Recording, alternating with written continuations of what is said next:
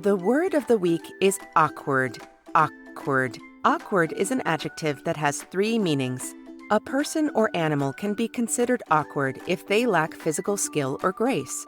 For example, Jasmine's awkward dance moves don't match the upbeat tempo. Keep practicing, Jazz. You'll get into the groove real soon. Something awkward can be hard to use or maintain, like chopsticks. James feels awkward as he struggles to pick up the sushi with the chopsticks. Why bother? I might as well just pick it up with my hands and be done already. Don't give up, James. Keep trying. Finally, awkward moments are embarrassing, like this one. Oh, here she comes, Janiyah, the most beautiful girl in school. What do I say? What do I do? I'll say hi.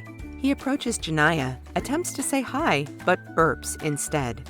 Ew, you're so uncouth, says Janiyah. Son, better luck next time. Let's recap.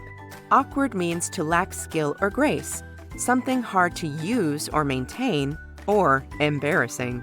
Now that you have a better understanding of the word awkward, in the comment section below, list 3 new examples of things that you consider to be awkward.